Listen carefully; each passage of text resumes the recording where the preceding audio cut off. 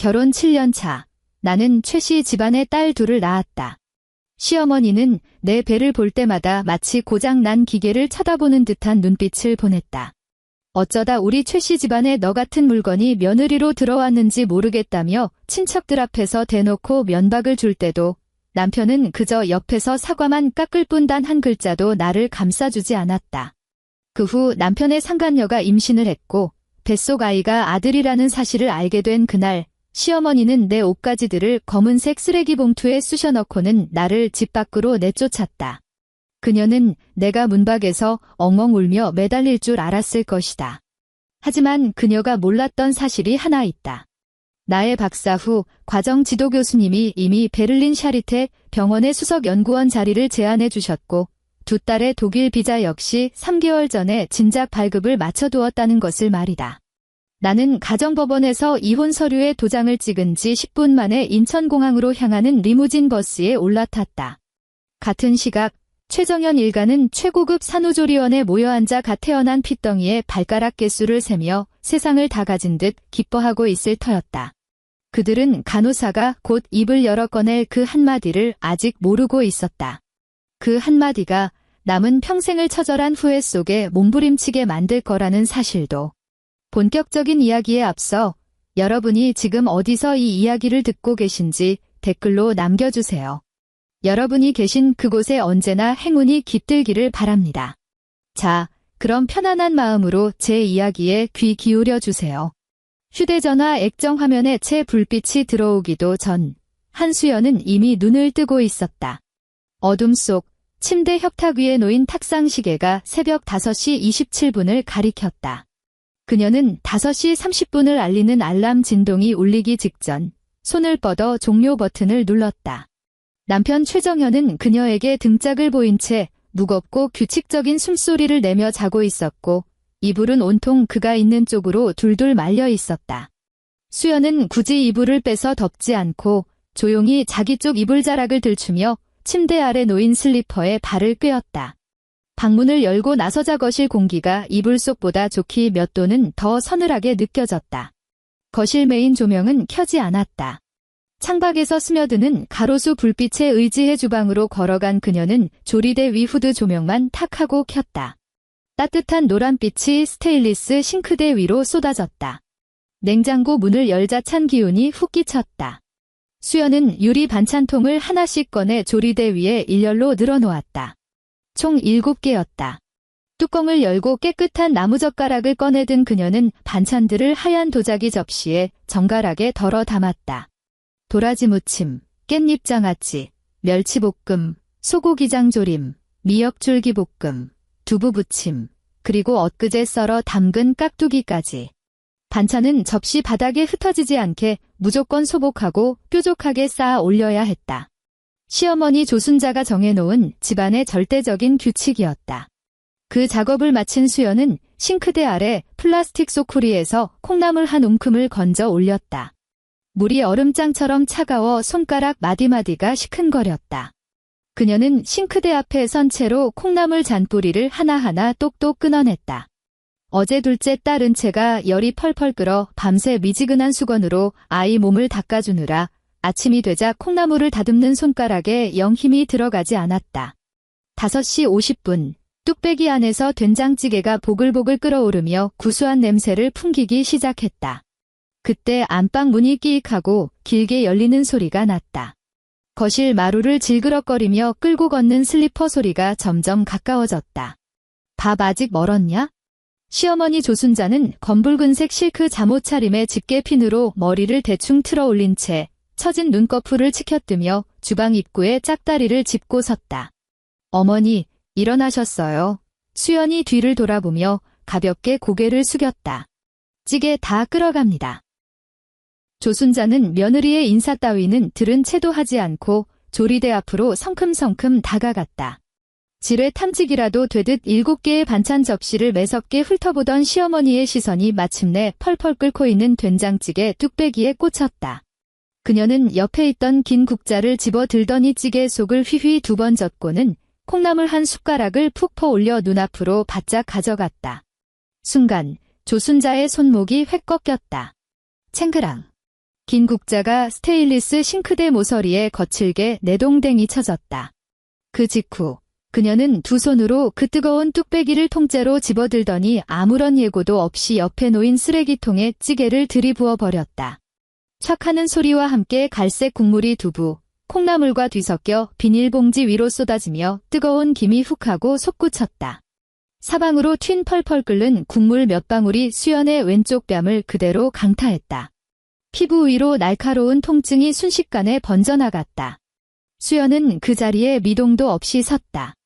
양손은 여전히 허벅지 옆으로 늘어뜨린 채였고 뺨을 감싸쥐지도 않았으며 심지어 호흡의 속도조차 변하지 않았다. 너 눈깔이 삐었냐? 조순자는 쓰레기통 안에 처박힌 얇은 꼬리가 달린 콩나물 대가리를 손가락으로 가리키며 앙칼지게 쏘아붙였다.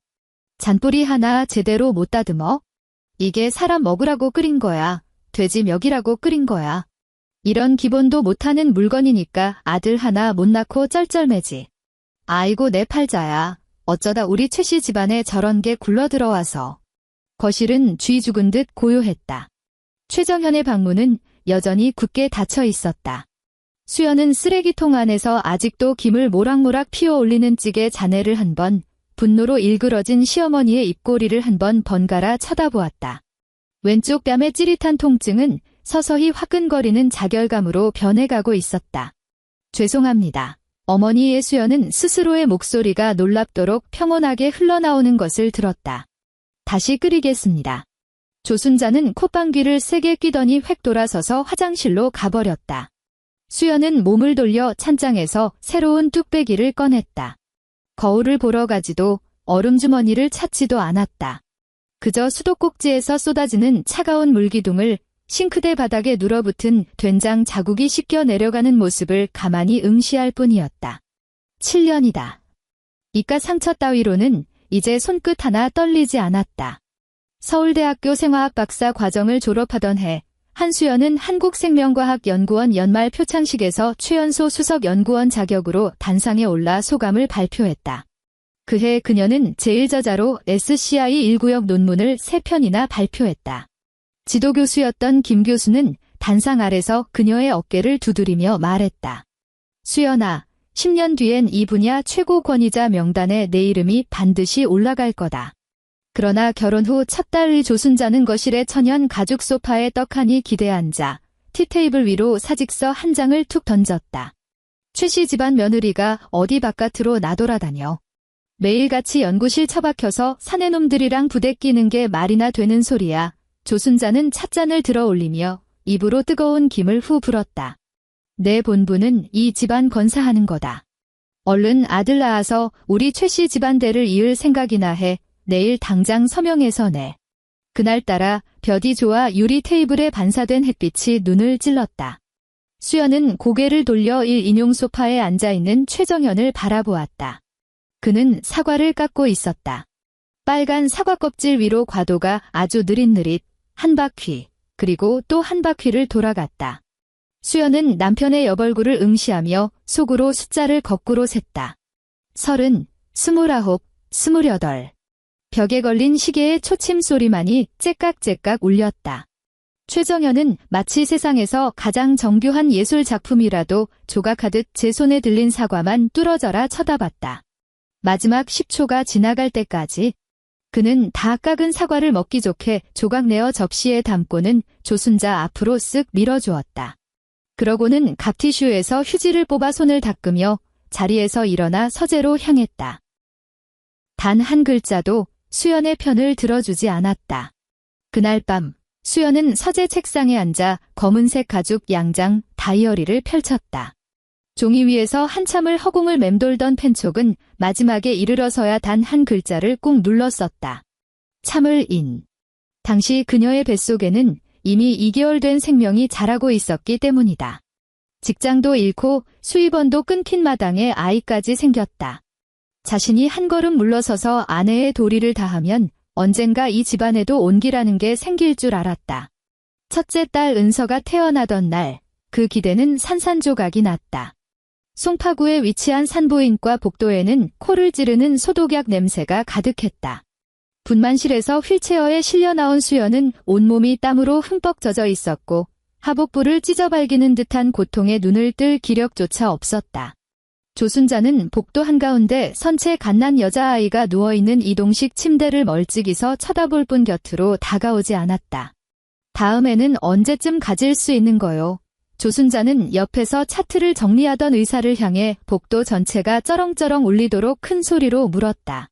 자연분만 했으니까 한두 달 몸조리하면 바로 또 가질 수 있는 거지? 의사는 당황한 듯 멈칫하더니 어색하게 웃어 보였다. 산모님이 방금 출산하셔서 몸이 회복될 시간이 필요한데요. 유난 떨 거 없어. 조순자는 의사의 말을 뚝 끊어버리곤 휠체어에 늘어진 수연은 쳐다보지도 않은 채 획 몸을 돌려 가버렸다. 3년 뒤 둘째 딸 은채가 태어났다. 이번에는 아예 병원에 코빼기도 비치지 않았다. 조순자가 1인실 입원비 결제를 거부하는 바람에 수연은 이 인실을 써야 했다. 옆 침대 산모는 아들을 낳았고 병실은 아침부터 밤까지 축하하러 온 친척들로 발 디딜 틈이 없었다. 다음 날 오후 옆 침대 시어머니가 자기 상체만 한 커다란 과일 바구니 2개와 꽃다발을 들고 들어왔다. 입이 귀에 걸린 그녀는 며느리의 머리카락을 연신 쓰다듬으며 아이고 우리 집안 복덩이 고생 많았다라며 호들갑을 떨었다. 수연은 파티션 커튼 반대편에 조용히 누워 있었다. 그녀의 침대 협탁 위에는 싸늘하게 식어버린 생수병 하나가 전부였다. 최정현은 회사에 회의가 있다며 가버렸고 가기 전에 아내가 손을 뻗어 닿을 만한 거리에 물을 놔두는 것조차 깜빡했다. 수연은 고개를 돌려 창밖의 잿빛 하늘을 바라보았다. 그 순간 그녀는 이 상황이 미치도록 우습게 느껴졌다. 눈물도 나지 않았고 심장 박동도 평온했다. 마치 배양 접시 속 세포들이 수없이 잘못된 변수 자극을 받은 끝에 마침내 이 실험이 완전히 실패했음을 도출해낸 과정을 지켜보는 연구원의 심정이었다. 균열은 언제부터 심연으로 변했던 걸까? 막내딸 은채의 100일 잔치는 강남구의 한 고급 한정식집에서 열렸다. 루안에서는 친척들이 연신 축배를 들었다.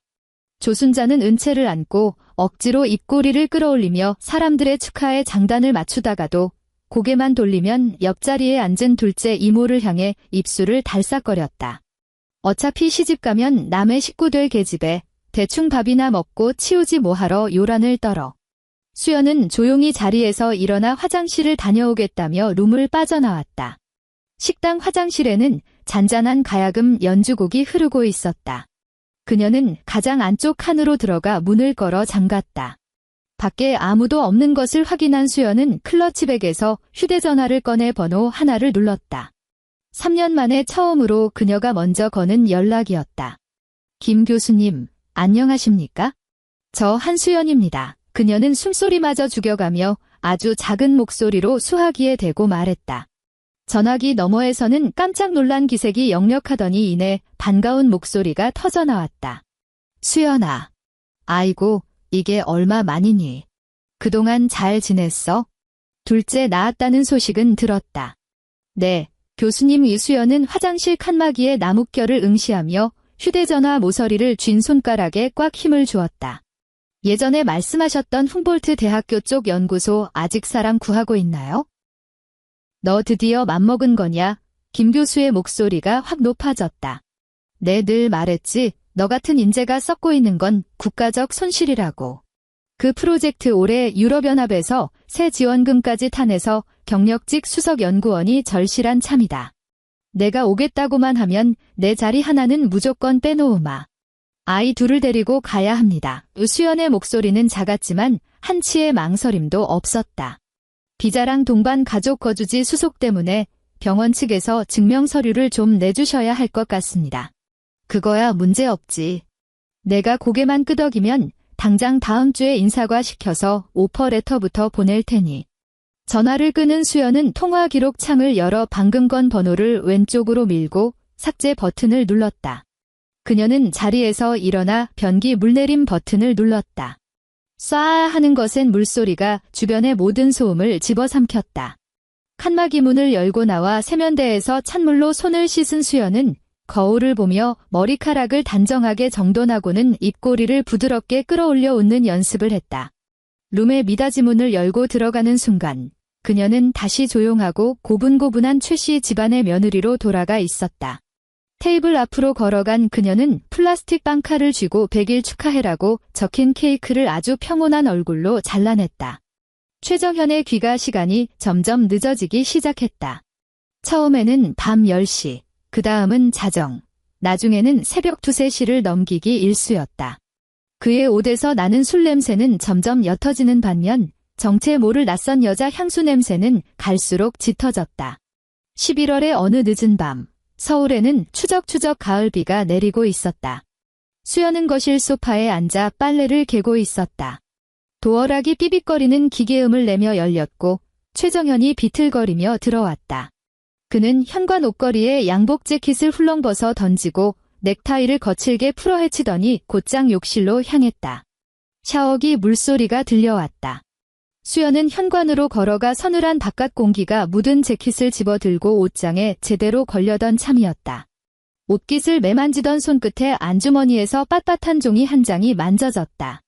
그녀는 안주머니에 손을 넣어 그 종이를 꺼내 보았다. 블랙과 골드가 섞인 고급스러운 명함이었다. 앞면에는 이렇게 적혀 있었다. 청담동 헤리티지 산후조리원 VIP 전용 상담서. 뒷면에는 예약금 액수로 보이는 숫자 몇 개와 날짜가 볼펜으로 휘갈겨져 있었다. 수연은 그 명함을 한참 동안 내려다보았다. 심장 박동은 조금도 빨라지지 않았고 호흡마저 평온했다. 그녀는 몸을 돌려 거실 테이블로 가 자신의 휴대전화를 집어들고는 카메라 앱을 켰다. 그리고 명함의 앞면과 뒷면을 그림자 하나 없이 선명하게 촬영했다. 그러고는 휴대전화 안에 숨겨둔 암호화 폴더를 열었다. 폴더의 이름은 논문 참고 자료. 그 안에는 이미 수십 장의 사진과 파일이 빼곡했다. 최정현이 새벽에 받은 노골적인 카카오톡 메시지 캡처본, 카드 명세서에 찍힌 뜬금없는 고급 주얼리 매장 결제 내역, 그리고 베란다에서 목소리를 한껏 낮추고 누군가와 통화하던 음성 녹음 파일들. 그녀는 방금 찍은 명함 사진도 그 폴더 안으로 조용히 옮겨 넣었다. 명함은 다시 재킷 안주머니 원래 있던 자리에 똑같이 밀어넣고 옷을 걸어두었다. 수연은 주방으로 들어가 가스레인지를 켜고 냄비에 담긴 소리꼬리곰탕을 데우기 시작했다. 욕실 문이 열리고 최정현이 수건으로 머리를 털며 걸어 나왔다. 수연은 김이 모락모락 나는 곰탕 그릇을 식탁 위에 내려놓고 오른쪽에 숟가락을 가지런히 놓았다. 그리고 남편을 돌아보며 평소처럼 어딘지 모르게 둔해 보일 정도로 온화한 미소를 지었다. 수고했어요. 따뜻할 때 국물 좀 마시고 자요. 최정현은 의자를 빼고 앉아 숟가락을 들더니 국물을 훌쩍 떠먹었다. 끝까지 그녀 쪽은 쳐다보지도 않은 채 입속으로 웅얼거리듯 더하고 짧게 대답할 뿐이었다. 수연은 식탁 옆에 서서 그가 모글대를 움직이며 국물을 삼키는 모습을 지켜보았다. 한때는 자신이 기댈 수 있는 버팀목이라 여겼던 저 남자의 얼굴이 이제 그녀의 눈에는 곧 영구 삭제될 데이터 쓰레기로밖에 보이지 않았다. 진실을 가리고 있던 마지막 야른 창호지는 어느 평범한 화요일 점심 무렵 갈기갈기 찢겨나갔다. 그날 오전 수연은 은서를 유치원 셔틀버스에 태워보내고 은채를 포대기로 업은 채 시장에서 장을 봐서 돌아온 참이었다. 주방에서 낮잠을 깨면 먹일 은채의 사과 퓨레를 만들기 위해 한창 과도를 놀리고 있었다. 현관문이 벌컥 열렸다. 조순자가 고급 백화점 쇼핑백을 양손에 주렁주렁 든 채 들어오고 있었다. 휴대전화를 귀에 바짝 붙인 그녀의 목소리에는 터져나오는 환희가 가득했다. 그래. 아들 맞다고 확인 딱 받았어. 방금 초음파 결과 나왔다잖아. 조순자는 신발을 벗으면서도 수화기에 대고 침을 튀겼다. 아이고, 우리 최씨 집안에 드디어 볕이 드네. 정연이 그 모자란 놈이 이번에야말로 사람 구실을 제대로 했어. 주방의 미닫이 문이 반쯤 열려 있었다. 문 뒤에 선 수연의 손에서 사과 껍질을 벗기던 과도가 허공에 멈춰 섰다. 너 산후조리원은 예약했지? 청담동 거기? 그래, 결제는 이 애미가 할 테니까 무조건 제일 비싼 VIP 특실로 잡아. 이럴 땐 우리 장손한테 돈 아끼는 거 아니야. 조순자는 거실로 들어와 소파 위로 쇼핑백들을 털썩 던졌다. 이쪽. 여긴 내가 신경 쓸 거 없어. 아들 하나 못 낳아서 대 끊어먹으려니 자리만 차지하고 있으면 뭐해? 배 조금 더 불러오면 내가 알아서 짐 싸서 내쫓을 테니까 넌 태교나 잘해. 사과 껍질이 툭 끊어졌다. 길게 늘어지던 붉은 껍질이 회색 타일 바닥 위로 툭 떨어지며 둥글게 말렸다. 수연은 바닥에 떨어진 껍질을 보며 거실에서 들려오는 시어머니의 짐승 같은 웃음소리를 들었다. 문득 지난 7년의 세월이 이 끊어진 사과 껍질처럼 한없이 싸구려 같고 무의미하게 느껴졌다. 그녀는 거실로 뛰쳐나가 소리를 지르지도 손에 든 접시를 박살내지도 않았다. 그저 아주 고요하게 허리를 숙여 바닥에 사과 껍질을 주운 뒤 발밑 쓰레기통에 버렸을 뿐이다. 그리고 반쯤 깎은 사과를 도마 위에 올려두고 행주로 손을 닦은 뒤 주머니에서 휴대전화를 꺼냈다. 인터넷 브라우저를 열고 검색창에 문장 하나를 입력했다. 이혼 후 미성년 자녀 해외 출국 동의서 발급 절차. 화면 가득 빼곡한 법률 조항과 필요 서류 목록이 떠올랐다. 그녀는 스크롤을 내리며 그 모든 텍스트를 눈으로 훑었고 준비해야 할 서류들을 머릿속 엑셀 시트에 완벽하게 정리했다. 보름 뒤의 어느 주말. 최정현은 회사에 급한 일이 있다며 아침 일찍 집을 나섰다. 오후 2시 초인종이 울렸다. 은채의 기저귀를 갈고 있던 수연이 걸어나가 현관문을 열었고 순간 동작을 멈췄다. 문 밖에는 조순자가 서 있었고 그 옆에는 20대 초반으로 보이는 앳된 여자가 찰싹 달라붙어 있었다. 마주에 이번 시즌 신상 원피스에 카멜색 캐시미어 코트를 걸치고 에르메스 콘스탄스 백을 손목에 걸친 채였다. 화려하게 풀메이크업을 한 그녀의 몸에서 가장 눈에 띄는 것은 이미 봉긋하게 솟아오르기 시작한 아랫배였다. 뭘 멍청하게 서 있어? 사람 왔는데 문 안 열어주고 조순자는 수연을 어깨로 밀치며 그 여자의 손을 끌고 안으로 들어왔다. 민지야, 발밑 조심해라. 문지방에 걸릴라. 남인지라고 불린 여자가 코맹맹이 소리를 냈다. 감사해요, 어머니. 어머니. 현관에 우두커니 선 수연은 그 광경을 지켜보았다. 조순자는 활짝 웃고 있었다. 눈가 주름부터 입꼬리까지 온 얼굴 근육이 사르르 풀린 채 경계심이라곤 찾아볼 수 없는 환한 미소. 수연이 이 집에 시집와서 7년 동안 단 한 번도 보지 못한 표정이었다. 수연아, 너도 와서 앉아라. 조순자는 소파 메인 자리에 털썩 앉더니 맞은편 1인용 의자를 턱짓으로 가리켰다. 수연은 거실로 다가갔지만 앉지 않고 가만히 서 있었다. 보아하니 눈치는 챘겠지. 조순자는 테이블 위에 물잔을 들어 목을 축이며 빙빙 둘러 말하는 수고조차 생략했다. 정연이 아이가 곧 태어난다. 아들이야. 우리 최씨 집안 장손을 밖으로 떠돌게 할 순 없어. 이 집안 교통정리는 해야지 않겠니? 남인지는 고개를 숙인 채 자기 배를 쓰다듬으며 부끄러운 척 연기를 했지만 수연의 눈에는 실룩거리는 입꼬리가 선명하게 보였다. 교통정리라 하시면 무슨 뜻인지요? 수연의 목소리는 너무나 평탄해서 감정의 높낮이조차 느껴지지 않았다. 말 그대로야. 조순자가 짜증스럽다는 듯 손을 휘저었다. 내가 딸 둘 낳고 고생한 건 인정하마. 하지만 우리 집안 대를 끊어먹을 순 없잖아. 합의 이혼하자. 위자료나 조건은 내가 원하는 대로 불러. 내가 똑똑한 년이면 알아서 짐 싸서 조용히 나가주는 게 서로 얼굴 붉히지 않고 좋은 거다. 수연은 이미 안주인이라도 된 양 앉아있는 남인지와 당당하기 그지없는 시어머니를 번갈아 쳐다보았다. 그리고는 조용히 고개를 끄덕였다. 알겠습니다. 조순자는 그녀가 이렇게까지 순순히 나올 줄은 몰랐는지 흠칫 놀라더니 이내 코웃음을 쳤다. 주제 파악 하나는 빠르네. 그날 밤 새벽 2시. 게스트룸으로 쫓겨난 최정현은 코를 골며 세상 모르고 자고 있었고 은서와 은채 역시 아이 방에서 곤히 잠들어 있었다. 수연은 서재 컴퓨터 앞에 앉았다. 모니터에서 뿜어져 나오는 미약한 푸른 빛이 무표정한 그녀의 얼굴을 비추고 있었다. 그녀는 논문 참고 자료라는 이름의 암호화 폴더를 열었다. 파일 개수는 무려 400개가 넘었다. 수연은 이 모든 파일을 압축 프로그램으로 묶은 뒤 메일에 첨부했다. 수신인은 서울가정법원 앞 서초동에서 가장 승소율이 높기로 유명한 이혼 전문 변호사 윤솔미였다. 윤솔미는 수연의 대학 시절 기숙사 룸메이트이기도 했다. 전송 버튼을 누르고 5분 뒤 휴대전화가 짧게 진동했다. 솔미가 전화를 걸어온 것이다. 여보세요. 수연아. 깊은 새벽, 솔미의 목소리는 억눌린 경악으로 떨리고 있었다. 내가 방금 보낸 것들 다 봤어. 수연은 칠흑같이 어두운 창밖을 응시했다. 4년 전에 내 손목뼈 금 갔을 때 진단서, 조순자가 너 밀치는 거 녹음한 파일, 최정현 그 새끼 최근 2년간 호텔 결제 내역 싹 다, 계좌 이체 내역, 거기다 상간녀 산후조리원 예약금 영수증까지. 수학이 넘어 솔미가 숨을 깊게 들이마시더니 무려 5초간 침묵했다. 수연아. 솔미의 목소리가 젖어 들어갔다.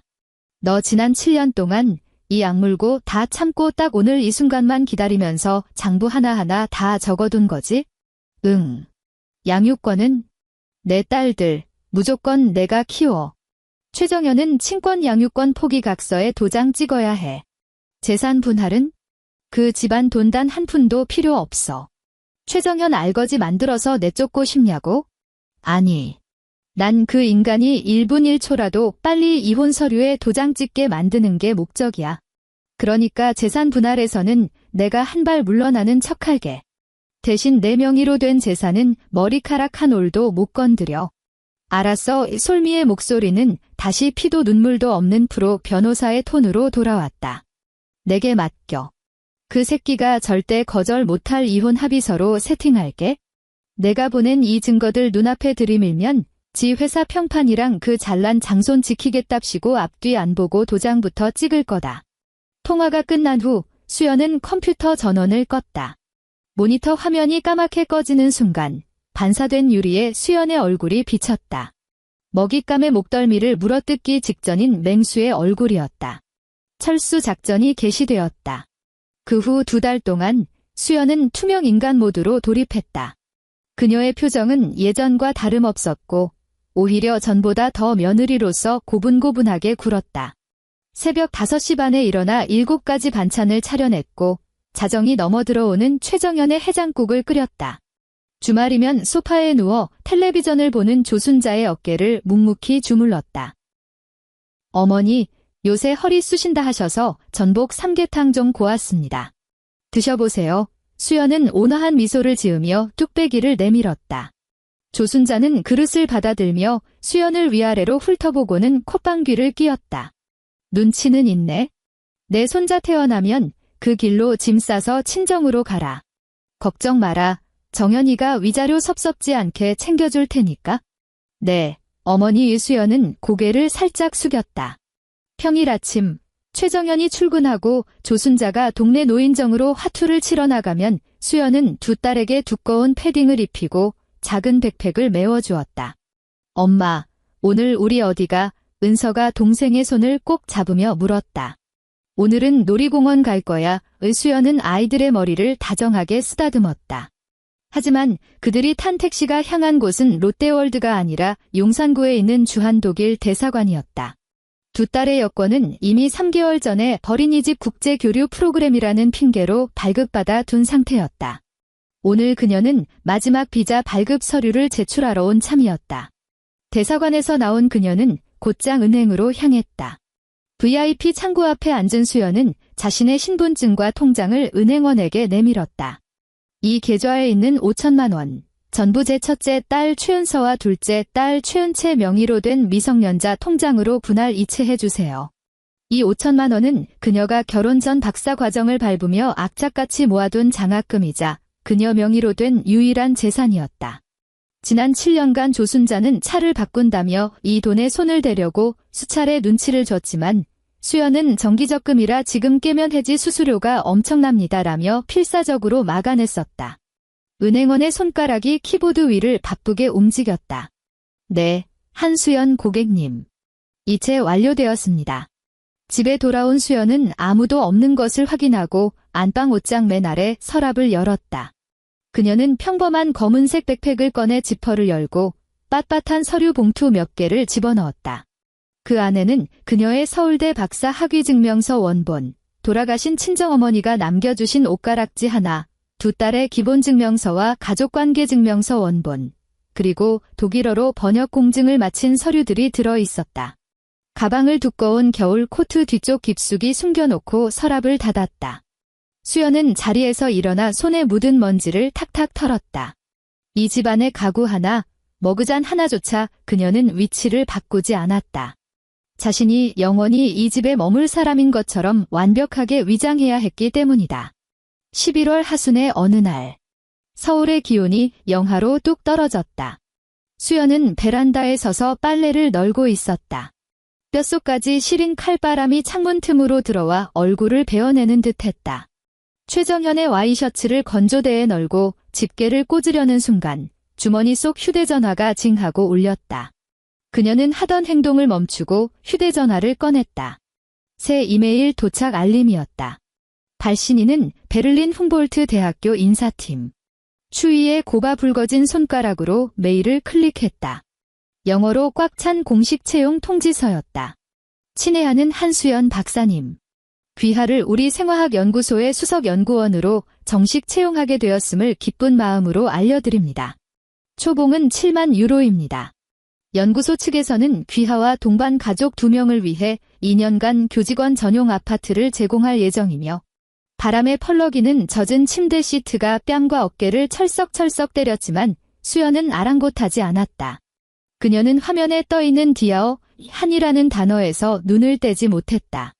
7년 이 그 누구도 그녀를 한박사라고 부르지 않았다. 이곳에서 그녀는 정연래, 은서애미, 그리고 조순자의 입을 빌리자면 콩나물 대가리 하나 제대로 못 다듬는 쓸모없는 년에 불과했다. 수연은 휴대전화 화면을 끄고 주머니에 다시 집어넣었다. 돌아서서 집게를 집어든 그녀는 마지막 남은 양말 한 짝을 건조대에 널었다. 그녀의 손은 단 1mm도 떨리지 않았다. 이혼 조정 기일은 다음 주 목요일 오전 10시로 잡혔다. 윤솔미 변호사가 합의서 최종본을 최정연 측에 넘겼다. 그 두꺼운 외도 증거 파일과 폭행진단서, 더미를 확인한 최정연은 사색이 되었다. 그는 수연이 내건 모든 조건을 단숨에 수락했다.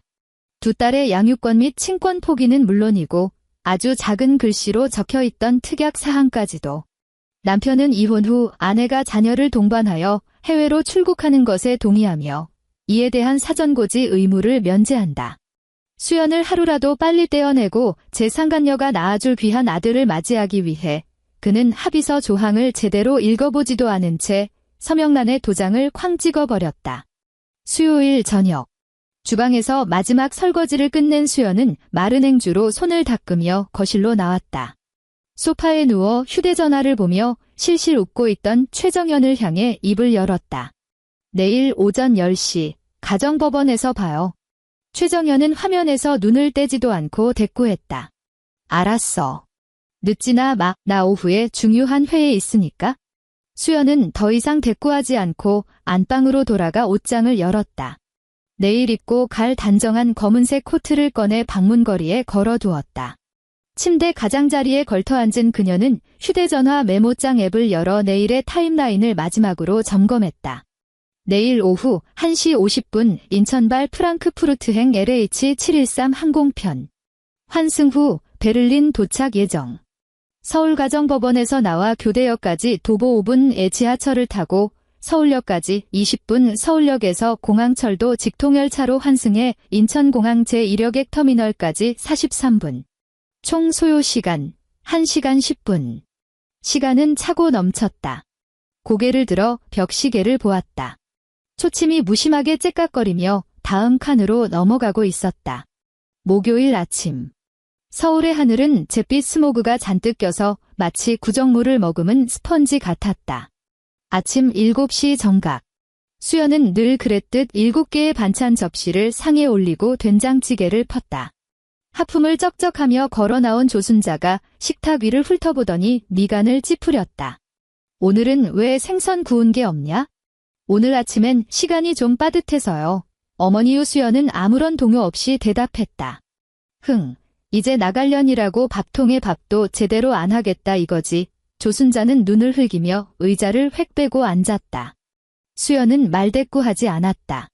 아이 방으로 들어간 그녀는 은서와 은채에게 두꺼운 겨울 외투를 단단히 챙겨 입혔다. 엄마, 오늘 우리 어디가? 은채가 눈을 비비며 물었다. 오늘 외할머니 집 갈 거야. 수연은 막내딸의 코트 단추를 끝까지 채워주었다. 우리 착하지? 가방 메고 밖에 나가서 엄마 기다리자. 커다란 이민 가방들은 이미 전날 공항 수화물 보관소로 택배를 붙여놓은 상태였다. 지금 그녀의 손에 들린 것은 낡은 검은색 백팩 하나뿐이었다. 수연은 두 딸의 양손을 잡고 현관으로 걸어갔다. 저, 애들 데리고 먼저 나가보겠습니다. 국물을 떠먹고 있는 조순자의 뒤통수를 향해 말했다. 조순자는 뒤도 돌아보지 않고 손을 휘휘 저었다. 얼른 가, 꼴 보기 싫으니까. 수연은 현관문을 열고 두 아이를 이끌며 엘리베이터에 올랐다. 눈앞에서 묵직한 철문이 닫히고 지긋지긋한 찌개 냄새가 배어있던 그 집과의 인연도 영원히 차단되었다. 오전 9시 45분 서울가정법원. 수연은 1층 로비 대기석에 두 아이를 앉혀놓고 옆에 있던 보안요원에게 딱 10분만 아이들을 봐달라고 부탁했다. 여기 얌전히 앉아있어? 엄마가 금방 서류만 내고 올게의 수연이 은서의 뺨을 쓰다듬었다. 은서는 듬직하게 고개를 끄덕였다. 응, 엄마. 몸을 일으킨 수연은 검은색 코트 자락을 단정히 쓸어내리고는 2층 조정실을 향해 걸음을 옮겼다. 복도는 적막했고 그녀의 구두 굽이 대리석 바닥을 내리찍는 소리만이 규칙적으로 울려 퍼졌다. 또각, 또각, 또각. 걸음걸이에는 한치의 망설임도 없었다. 조정실 문 앞에 도착하자 최정현과 그의 변호사가 이미 도착해 서성이고 있었다. 최정현은 연신 손목시계를 들여다보며 신경질적으로 다리를 떨었고 주머니 속 휴대전화는 계속해서 진동을 울려댔다. 들어오시죠. 법원 실무관이 문을 열어주었다. 수연은 앞으로 걸어 나갔다. 그녀의 오른손이 육중한 나무 무늬 낡은 노쇠 손잡이를 움켜쥐었다. 차가운 금속의 온도가 손바닥을 타고 전해졌다. 손목에 힘을 주어 아래로 누르자 딸깍하는 경쾌한 쇳소리와 함께 잠금 장치가 풀렸다. 그리고 문이 열렸다. 조정실 안은 난방이 빵빵하게 돌아가고 있었다.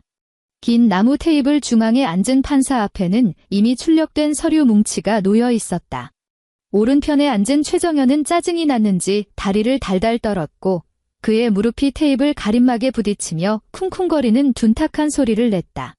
수연은 반대편 빈자리에 착석했다. 윤솔미 변호사가 서류 가방에서 보충 서류를 꺼내 테이블 중앙으로 밀어주었다.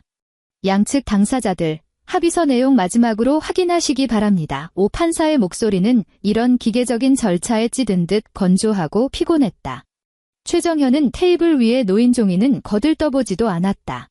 그의 양복바지 주머니 속 휴대전화가 지잉지잉거리며 정적을 깨고 있었다. 조용한 조정실 안에서 그 진동 소리는 유난히 귀에 거슬렸다. 서류 다 확인했습니다. 최정현은 노골적으로 서두르며 말을 내뱉었다. 재산 분할은 여자가 쓴 대로 다 넘겨준다고요? 내 명의로 된 집 2채랑 펀드만 안 건드리면 저 여자가 결혼 전에 가져온 돈 10원 한 장 안 건드립니다. 판사는 안경을 치켜올리며 수연 쪽을 바라보았다. 친권 및 양육권에 관해서는 아내 측이 단독 양육권을 가져가고 남편 측은 면접 교섭권을 포기하며 자녀들의 해외 출국 시 사전 고지를 받지 않는다는 점에 모두 동의하셨습니다. 남편 측, 이 조항에 이해 없으십니까? 최정현의 휴대전화가 다시 미친 듯이 울리기 시작했다. 그는 신경질적으로 주머니에 손을 집어넣어 통화를 거절 버튼으로 튕겨냈다. 이해 없습니다. 넥타이를 거칠게 끌어내린 그가 쏘아붙였다. 딸년 둘 다 저 여자가 데려가는 거 전혀 불만 없으니까 빨리 도장 찍고 끝냅시다. 나 지금 급한 일이 있어서. 그는 오늘 같은 날 두 딸이 어디서 누구 손에 맡겨져 있는지 단 한 번도 묻지 않았다. 판사는 무심히 고개를 끄덕이곤 검은색 플러스펜 두 자루를 양측으로 밀어주었다. 수연은 펜을 집어들었다. 펜촉이 종이 위를 구르며 사각사각 소리를 냈다. 한수연. 그녀는 정자체로 흔들림 없이 또박또박 제 이름을 적어 내려갔다. 최정현은 펜을 낚아채더니 서명란에 휙휙 지렁이 기어가듯 갈겼었다. 마지막 서류의 사인을 마치자마자 펜을 책상에 툭 던지고는 벌떡 일어났다. 됐죠. 이제 판사를 내려다보며 물었다. 절차 마무리되었습니다. 조정조서의 효력이 발생했습니다. 최정현은 수연의 얼굴은 단 1초도 쳐다보지 않은 채 몸을 획 돌려 밖으로 뛰쳐나갔다. 조정실 문턱을 넘자마자 그는 허겁지겁 휴대전화를 꺼내 부재중이 수십 통이나 찍힌 번호로 전화를 걸었다. 엄마. 나 방금 서류 다 찍었어. 민지 분만실 들어갔어? 자국문 몇 센티 열렸대? 나 지금 바로 받고 갈 테니까 딱 기다려. 새로운 생명을 맞이한다는 광기에 찬 그의 목소리가 복도 끝까지 쩌렁쩌렁 울렸다. 구두 굽이 대리석 바닥을 지식이며 달려가는 소리가 점점 멀어지더니 모퉁이를 돌아 완전히 사라졌다. 수연은 미세하게 흔들리는 조정실 문을 가만히 응시한 채 제자리에 앉아 있었다. 윤솔미 변호사가 조정조서 정본 한 부를 반으로 접어 수연에게 내밀었다. 잘 챙겨. 솔미의 목소리는 오직 수연에게만 들릴 정도로 낮았다. 수연은 그 얇은 종이 몇 장을 받아들고 모서리를 손끝으로 매만졌다. 검은색 백팩 지퍼를 열고 가방 가장 깊숙한 안주머니에 조서를 반듯하게 집어넣은 뒤 꾹꾹 눌러 지퍼를 채웠다. 고마워. 수연이 자리에서 일어났다. 가애솔미는 질척이는 인사치레 따위는 생략한 채 수연의 손등을 툭툭 두드려 주었다. 살아서 보자. 수연은 조정실 밖으로 걸어 나왔다. 1층 로비 대기석에서는 은서가 은채에게 동화책을 읽어주고 있었다. 계단을 내려오는 엄마를 발견한 두 아이가 용수철처럼 자리를 박차고 일어났다. 엄마. 은채가 달려와 수연의 다리를 덥석 끌어안았다. 수연은 허리를 굽혀 은채를 번쩍 안아 올리고는 남은 한 손으로 은서의 손을 꽉 쥐었다. 가자. 비행기 타러 가야지. 오전 10시 13분 후 판사의 입에서 이혼이 성립되었다는 말이 떨어진 지 정확히 10분이 지난 시각. 가정법원 정문 앞에는 미리 예약해둔 은색 택시가 대기하고 있었다. 기사가 차에서 내려 뒷좌석 문을 열어주었다. 수연은 두 아이를 뒷자리에 태우고 안전벨트를 꼼꼼히 매준 뒤 자신은 조수석에 올라탔다. 인천공항 제1터미널로 가주세요. 수연이 앞을 보며 기사에게 말했다. 삐 소리와 함께 미터기가 켜지고 택시가 도로 위로 부드럽게 미끄러져 나갔다. 히터가 빵빵하게 돌아가는 차 안에는 싸구려 차량용 방향제 냄새가 훅 끼쳤다. 은채는 언니의 어깨에 머리를 기댄 채 유치원 선생님이 준 딸기 맛사탕을 손에 꼭 쥐고 창밖으로 빠르게 스쳐 지나가는 가로수들을 쳐다보았다. 엄마, 우리 진짜 비행기 타는 거야? 발이 바닥에 닿지 않아 허공에 동동 뜬 은서가 조그만 목소리로 물었다. 수연은 룸미러를 통해 뒷좌석에 앉은 첫째 딸의 눈동자를 마주 보았다. 응, 우리 이제 진짜 새로운 곳으로 가서 살 거야. 수연의 목소리는 나지막했지만 한없이 단단했다. 거기엔 엄청 큰 공원도 있고 사슴도 살아. 겨울엔 눈이 무릎까지 쌓인대. 할머니도 우리랑 같이 가. 사탕을 오물거리던 은채가 불쑥 끼어들었다. 할머니 안 가, 아빠도 안 가. 수연은 곧게 뻗은 아스팔트 도로를 정면으로 응시했다. 우리 셋만 가는 거야? 엄마랑, 은서랑, 은채만. 뒷좌석은 잠시 고요해졌다. 이내 은서가 제 동생의 작은 손을 꽉 움켜쥐며 씩씩하게 고개를 끄덕였다. 응, 알았어. 택시는 어느덧 공항고속도로 위로 진입했다. 조수석 창밖으로 잿빛 구름 아래 차갑게 일렁이는 한강 물결이 보였다. 저 멀리 남산타워는 미세먼지에 갇혀 흐릿한 윤곽만 남아있었고 빽빽한 아파트 숲이 겹겹이 뒤로 밀려나고 있었다. 수연은 그 차가운 스카이라인을 정확히 1분 동안 눈에 담았다. 그리고 시선을 거두고 좌석의 깊숙이 등을 기댔다. 오후 1시 50분. LH713 항공편의 육중한 엔진이 귀청이 떨어질 듯한 굉음을 토해냈고 비행기가 활주로를 무서운 속도로 내달리기 시작했다. 강렬한 관성이 탑승객들의 몸을 좌석으로 밀어붙였다. 수연은 창가 자리에 앉아 있었다. 그녀의 무릎 위에는 어느새 잠든 은채가 입을 살짝 벌린 채 새근새근 숨을 쉬고 있었고 가운데 자리에 앉은 은서는 헤드셋을 쓴 채 모니터에서 나오는 애니메이션에 푹 빠져 있었다. 비행기 바퀴가 지면에서 떨어지는 순간 위가 훅 꺼지는 듯한 무중력감이 전해졌다. 수연은 코트 주머니에서 휴대전화를 꺼냈다. 화면이 밝아졌다. 부재중 전화, 공통. 새로운 문자 메시지, 없음. 카카오톡 알림, 없음. 마치 처음부터 이 세상에 한수연이라는 사람이 존재한 적 없었던 것처럼 깨끗했다. 그녀는 지금 최정연이 어디서 무엇을 하고 있을지 눈에 보듯 뻔히 알 수 있었다.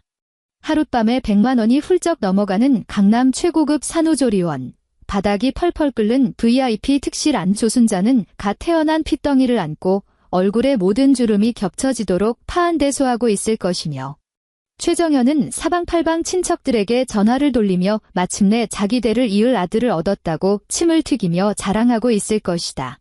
그들은 지금 축배를 들고 있었다. 그리고 수연 자신도 마찬가지였다. 수연은 엄지손가락으로 화면을 쓸어내려 비행기 탑승 모드 아이콘을 터치했다. 오른쪽 상단에 떠있던 안테나 신호가 순식간에 증발하고 작은 비행기 모양 아이콘이 그 자리를 대신했다. 화면을 끈 그녀는 휴대전화를 주머니에 쑤셔 넣고 창문 덮개를 내린 뒤 지그시 눈을 감았다. 37살. 창밖으로 비행기는 서울 하늘을 짓누르던 두꺼운 먹구름을 막 뚫고 솟아오르고 있었다. 시야를 가리던 안개가 걷히고 눈부신 태양광이 은빛 날개 위로 찬란하게 부서져 내렸다. 강남구 헤리티지 산후조리원. VIP 특실안은 비싼 천연 아로마 오일과 백합 향기로 가득했다. 방 한가운데 놓인 거대한 킹사이즈 침대 위에는 남인지가 푹신한 쿠션에 기대 앉아 있었다. 헝클어진 머리칼 사이로 승리감과 우월감에 도취된 미소가 가시지 않았다. 침대 옆 1인용 소파에 걸터앉은 조순자는 순면, 속사개로 꽁꽁 싸맨 갓난아기를 품에 안고 어쩔 줄 몰라 했다. 눈두덩이가 퉁퉁 부어오른 그녀는 뺨으로 눈물을 줄줄 흘리면서도 실성한 사람처럼 웃고 있었다. 아이고 내 새끼, 내 귀한 장손.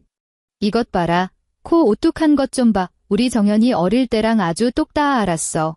조순자는 투박하고 거친 손가락으로 갓난아기의 보들보들한 뺨을 조심스레 콕 찔러보았다.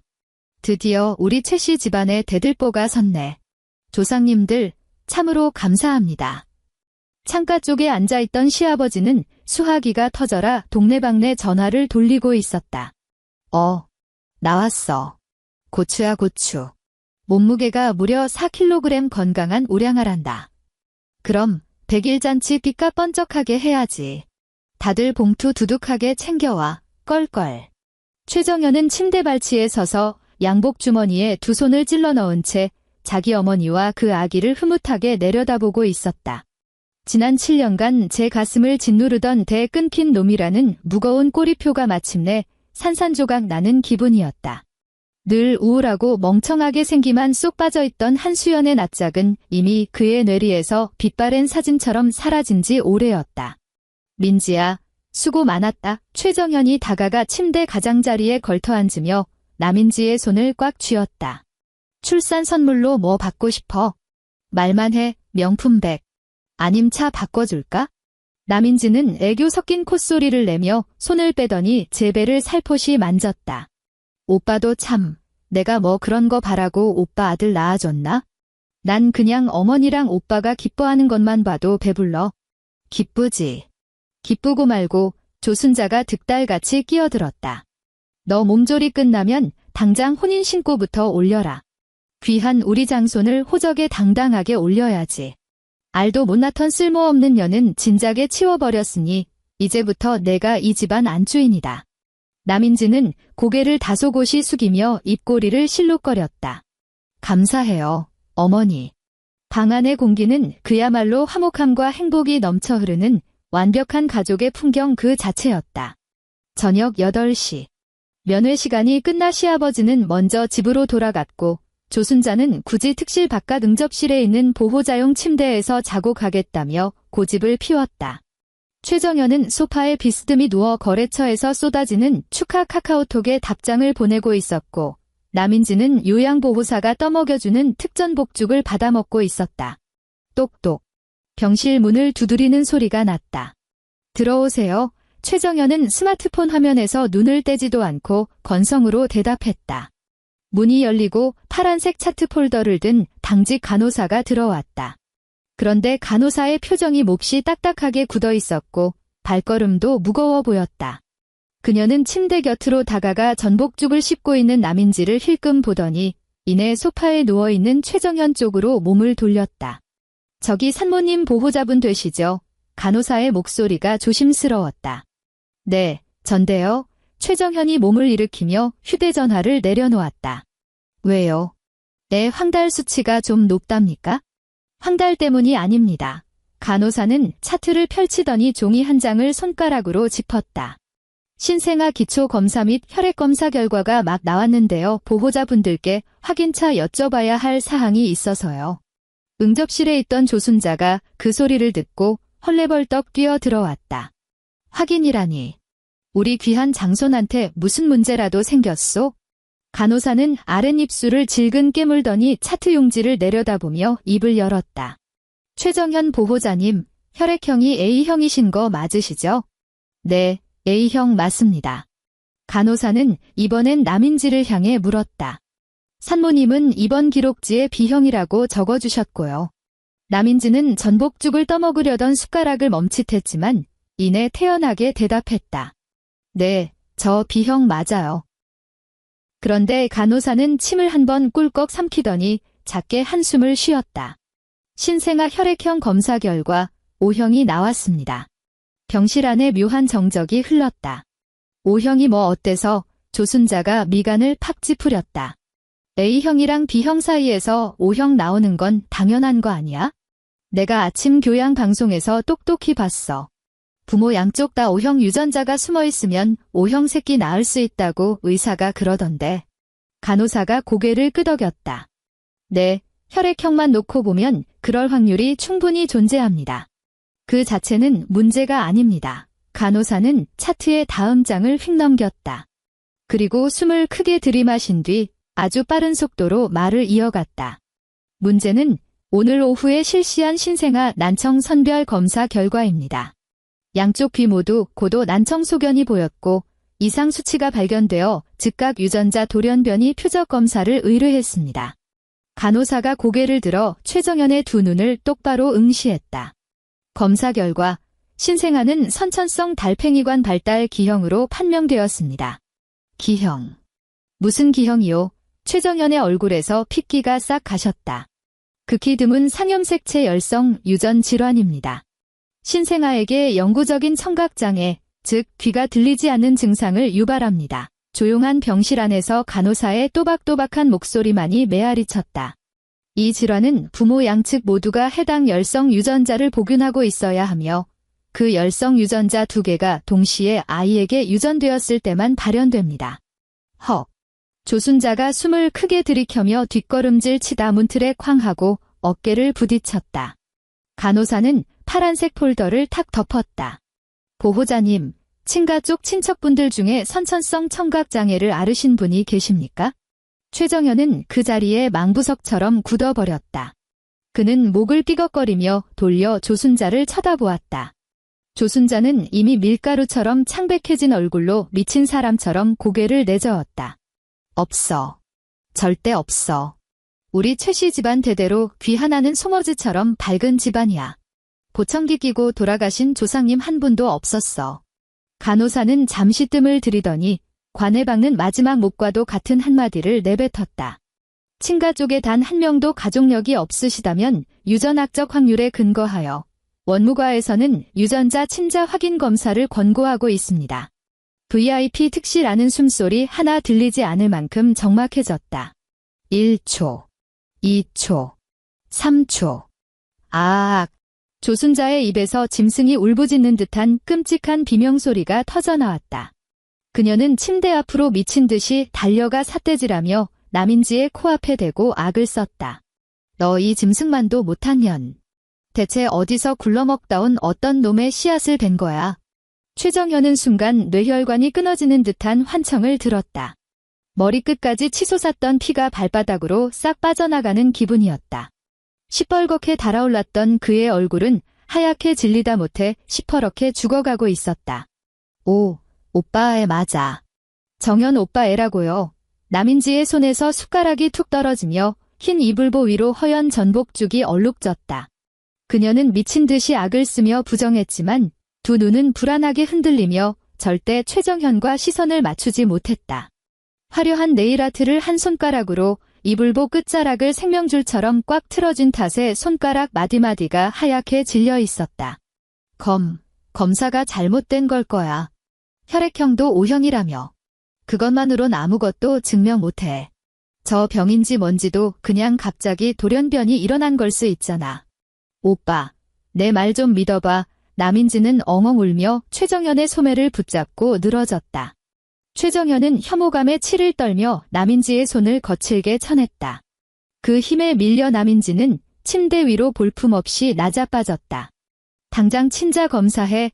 최정현의 목대 핏대가 터질 듯이 부풀어 올랐고 그는 두 눈을 뒤집으며 간호사를 향해 짐승처럼 포효했다. 지금 당장 피 뽑으라고. 돈은 얼마든지 줄 테니까 당일 초스피드 결과 나오는 걸로 당장 진행해. 간호사는 기겁을 하며 고개를 주걱거리고는 병실 밖으로 도망치듯 빠져나갔다. 조순자는 이미 뒷목을 뻣뻣하게 잡고 바닥에 주저앉아 허벅지를 퍽퍽 내리치며 대성통곡을 하고 있었다. 아이고, 우리 최씨 집안이 무슨 끔찍한 죄를 지어서 저런 똥개만도 못한 핏덩이 때문에 멀쩡한 수연이를 내쫓고 내 친손녀 둘을 길바닥에 버려. 아이고, 수연. 그 두 글자가 대형 망치가 되어 최정현의 뒤통수를 무자비하게 후려갈겼다. 그래, 한수연. 오늘 아침 서초동 가정법원에서 보았던 수연의 그 섬뜩할 정도로 평온했던 얼굴이 뇌리를 스쳤다. 자기가 내용조차 확인하지 않고 인감도장을 찍어 넘겼던 그 이혼 합의서. 딸년 둘 다 내가 데려가는 거 전혀 불만 없으니까 제 입으로 짓거렸던 그 끔찍한 말. 그는 미친 듯이 탁자 위로 몸을 날려 휴대전화를 움켜쥐었다. 손끝이 너무 벌벌 떨려 액정 잠금조차 제대로 풀지 못했다. 가까스로 주소록을 뒤져 한수연의 번호를 찾아 통화 버튼을 눌렀다. 수화기 너머에서는 소름 끼치도록 차갑고 기계적인 안내 멘트가 흘러나왔다. 지금 거신 번호는 없는 번호입니다. 최정현은 멍하니 굳어버렸다. 통화를 종료하고 다시 한번 통화 버튼을 꾹 눌렀다. 지금 거신 번호는 없는 번호입니다. 그는 액정을 미친 듯이 위로 쓸어 올려 집안 유선 전화번호를 찾아 발신 버튼을 눌렀다. 뚜뚜뚜. 남인지의 숨 넘어가는 훌쩍임만이 가득한 병실 안에서 기약 없는 통화 연결음만이 공허하게 울려 퍼졌다. 아무도 전화를 받지 않았다. 받아 제발 전화 좀 쳐받으라고. 최정현은 휴대전화를 입에 대고 악을 썼다. 여전히 통화 연결음뿐이었다. 그는 몸을 획 돌려 특실 벽면을 꽉 채운 통유리창 앞으로 달려갔다. 차가운 유리에 코를 박고 눈을 부릅뜬 채 아래를 내려다보았다. 마치 이렇게 높은 곳에서 내려다보면 서울 시내 어디쯤에서 그 익숙한 새 모녀의 그림자라도 찾아낼 수 있을 것만 같았다. 하지만 창밖에는 매연으로 뿌옇게 흐려진 삭막한 서울의 밤하늘과 다리 위를 꽉 메운 차가운 자동차 헤드라이트 불빛들만이 무심하게 흘러가고 있을 뿐이었다. 3일 뒤. 친자 확인 초특급 유전자 검사 결과지가 도착했다. 특실 식탁 위로 팽개쳐진 A4 용지 맨 마지막 줄에는 너무나도 선명한 고딕체로 이렇게 적혀 있었다. 검사 결과 최정현과 신생아는 생물학적 친자 관계가 성립하지 않음. 그 글꼴을 확인한 순간 조순자는 그대로 흰자위를 보이며 거품을 물고 실신해버렸다. 남인지는 병실 구석으로 처박혀 오들오들 떨고 있었다. 최정현이 눈을 뒤집어 까고 무거운 철제 의자를 집어들어 그녀의 머리통을 내려 찍으려던 찰나 그녀는 마침내 오줌을 지리며 진실을 토해냈다. 그 핏덩이의 친부는 홍대 인근 지하 클럽에서 드럼을 치던 인디밴드 멤버였다. 빚더미에 앉아있던 그 드러머는 남인지가 임신 사실을 알리자마자 카카오톡을 차단하고 부산으로 야반도주해버렸다. 낙태 시기를 놓쳐 호구 잡을 남자를 물색하던 남인지의 레이더망에 룸살롱에서 술에 떡이 되어 받을 아들 타령을 하던 최정현이 완벽한 먹잇감으로 걸려든 것이다. 나도 이러려던 거 아니었어. 일단 낳고 나서 무조건 오빠 애라고 우기면 오빠네 집안 돈 썩어나게 많으니까 평생 우리 호강시켜줄 줄 알았지. 남인지는 웅크린 채 짐승처럼 울부짖었다. 화장이 눈물 콧물 범벅이 되어 기괴하게 번진 그녀의 얼굴에는 처음 이곳에 들어왔을 때의 그 콧대 높은 사모님 행세는 온데간데 없었다. 최정현은 넋이 나간 채 바닥에 쓰러진 그 여자를 내려다보았다. 이 쓰레기 같은 여자를 위해 그는 3,500만 원짜리 VIP 산후조리원 패키지를 일시불로 긁었다. 이 여자를 위해 수천만 원어치의 최고급 보약과 에르메스 가방을 사다 바쳤다. 이 여자의 뱃속에 들어앉은 가짜 최씨 장손을 위해 지난 7년간 제 부모를 병수발하고 뼈 빠지게 헌신했던 조강지철을 헌신작처럼 내쫓았고 제 피가 섞인 두 친딸의 양육권 포기 각서에 자기 손으로 직접 도장을 찍었다. 그런데 그 아이는 처음부터 끝까지 자신과 피 한 방울 안 섞인 생판남의 자식이었다. 최정현은 미친 사람처럼 산후조리원을 뛰쳐나왔다. 매서운 겨울바람이 부는데 코트조차 입지 않은 채였다. 12월의 칼바람이 얼굴을 난도질했다. 그는 도로로 뛰어들어 택시를 잡아타고는 수연의 친정 부모가 살던 송파구의 낡은 빌라로 돌진했다. 쾅쾅쾅쾅. 그는 벌겋게 녹슨 철문을 주먹이 부서져라 두들겨댔다. 수연아. 장모님. 문 좀 열어봐요. 옆집 문이 삐걱거리며 열리더니 뽀글뽀글 파마를 한 아주머니가 미간을 팍쿡이며 고개를 내밀었다. 아, 거니신데 남의 집 문을 다 부숴라 두드렸어? 이 집 사람들 한 달 전에 벌써 이삿짐 싸서 나갔소. 집도 팔았고. 나갔다고요. 최정현은 아주머니의 손목을 확 낚아챘다. 어디로 이사 갔는데요? 내가 그걸 어떻게 알아? 바다 건너 멀리 간다는 소리만 들었구먼. 이거 안 놔. 아주머니는 신경질적으로 팔을 뿌리치고는 쾅 하고 문을 닫아버렸다. 최정현은 캄캄한 빌라 계단에 우두커니 서서 짐승처럼 거친 숨만 몰아쉬었다. 그는 다시 계단을 굴러떨어지듯 내려가 택시를 잡아타고 대덕에 위치한 한국생명과학연구원으로 향했다. 수연이 결혼 전 몸담았던 곳이자 그녀가 유일하게 연락할 만한 인맥이 남아있는 곳이었다. 연구원 로비 데스크, 안경을 낀 젊은 연구원이 귀찮다는 듯 사내 인트라넷을 검색했다. 한수연 박사님이요? 아, 한 박사님 지난주에 저희 연구원 오셔서 학력 및 경력 증명서 영문 떼어가셨는데요. 연구원은 안경을 치켜올리며 건조하게 말했다. 근데 저희 직원이 아니십니다. 김 교수님 추천서 받아서 이미 해외 유명 연구소 오퍼 받고 출국하신 걸로 아는데요. 어느 나라로 갔습니까? 도시 이름이 뭡니까? 최정현은 안내 데스크를 양손으로 콱 내리치며 소리쳤다. 개인정보라 저희가 함부로 유출할 수 없습니다. 계속 이러시면 보안팀 부릅니다. 연구원은 혐오스럽다는 듯 최정현을 노려보며 인터폰 버튼에 손을 올렸다. 오후 4시. 최정현은 비틀거리는 걸음으로 서초동 윤솔미 법률사무소의 유리문을 밀치고 들어왔다.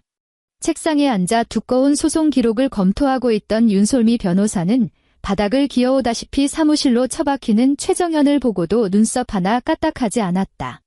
그녀는 그저 손에 들고 있던 만년필 뚜껑을 닫으며 차갑게 입을 열었다. 최정현 씨, 조정조서는 이미 효력이 발생했습니다.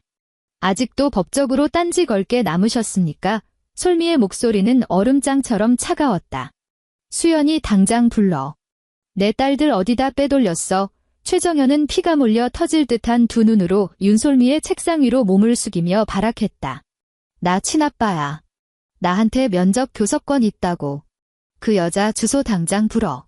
솔미는 의자 등받이에 여유롭게 기대앉아 팔짱을 꼈다. 그리고 입꼬리를 비틀어 올리며 비웃음을 날렸다. 최정현 씨, 요즘 알코올성 치매라도 앓고 계십니까? 솔미는 서랍을 열고 복사본 서류 한 장을 꺼내 책상 위로 툭 던졌다.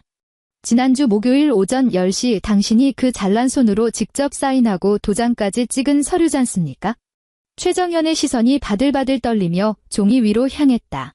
그가 읽어보지도 않고 쿨하게 넘겼던 그 특약 사항 조항이 선명하고 두꺼운 글씨체로 강조되어 있었다. 남편은 2명의 혼인 중 출생자에 대한 모든 양육권 및 면접 교섭권을 영구 포기한다. 아내는 이혼 성립 직후 자녀를 대동하여 언제든 해외로 출국하거나 거주 국가를 변경할 수 있으며 이 과정에서 남편에게 어떠한 사전 고지도 할 의무가 없다. 그리고 말이죠. 솔미는 창백하게 질려 숨조차 제대로 쉬지 못하는 최정현을 향해 쐐기를 박았다. 한수연 씨는 출국 직전 법원에 당신에 대한 접근 금지 가처분 신청까지 완료하고 떠났습니다. 앞으로 흥신소든 뭐든 불법적인 경로로 그분들 행방을 캐내려 시도하는 즉시 제가 대리인 자격으로 형사 고발 및 접근 금지 명령 위반으로 민사 소송 들어갈 겁니다. 각오하시는 게 좋을 겁니다. 수연이가 날 속여서 최정현의 다리에 힘이 풀리며 무릎이 꺾였다. 그 누구도 당신을 속이지 않았습니다. 솔미가 혐오감을 가득 담아 일갈했다. 당신 스스로 그 빌어먹을 자들 하나 얻어보겠다고 제 발로 지옥불에 걸어 들어가서 서류에 도장을 쾅 찍은 겁니다. 최정현은 법률사무소 접객실에 놓인 검은색 가죽 소파 위로 널브러졌다. 퍽하는 둔탁한 소리와 함께 푹신한 천연 가죽 소파가 깊게 파였다. 그는 두 손으로 제 얼굴을 쥐어뜯으며 짐승처럼 오열하기 시작했고 그의 어깨는 발작을 일으키듯 격렬하게 요동쳤다. 난방기 돌아가는 백색 소음만 들리는 싸늘한 사무실 안에서 그를 동정하는 사람은 단 한 명도 없었다. 같은 시각, 10,000km나 떨어진 먼 이국 땅, 독일 베를린. 티어가르텐 공원의 앙상한 참나무 가지 사이로 포근한 겨울 햇살이 쏟아져 내리며 붉게 물든 낙엽이 융단처럼 깔린 산책로를 황금빛으로 물들이고 있었다. 숨을 들이마실 때마다 느껴지는 베를린의 겨울 공기는 매섭게 찼지만 서울의 스모그와는 비교도 할 수 없을 만큼 청량하고 깨끗했다. 미색 롱패딩을 껴입은 한수연은 두 손을 주머니에 찔러 넣은 채 여유롭게 걷고 있었다. 은서와 은채 자매는 두꺼운 방풍 잠바에 털모자를 푹 눌러 쓴 채 까르르 웃으며 저만치 앞서 달려가고 있었다. 은채의 목에는 빨간색 벙어리 장갑이 덜렁거리고 있었다. 엄마. 저기 봐. 갑자기 걸음을 멈춘 은채가 흥분한 목소리로 멀리 떨어져 있는 거대한 참나무 기둥을 손가락으로 가리켰다. 젓갈색 털을 가진 큼지막한 청설모 한 마리가 도토리를 입에 꽉 문 채 나무 기둥을 타고 순식간에 꼭대기로 기어 올라가고 있었다. 수연은 걸음을 멈췄다. 찬바람을 맞아 사과처럼 새빨갛게 달아오른 딸의 두 뺨을 한 번, 그리고 부지런히 움직이는 청설모를 한 번 번갈아 바라보았다. 때마침 상쾌한 바람이 불어와 바닥에 쌓인 황금빛 낙엽들을 공중으로 흩날렸다. 수연이 활짝 웃었다. 억지로 입꼬리를 끌어올리며 만들어내던 그 소름 끼치는 순종적인 미소가 아니었다. 지난 7년의 세월 동안 단 한 번도 지어본 적 없던 깃털처럼 가볍고 찬란한 진짜 웃음이었다. 그녀는 주머니에서 양손을 빼내어 바람에 흩날리는 머리카락을 쓸어 넘기고는 두 아이가 있는 곳을 향해 크고 힘찬 걸음을 내디뎠다.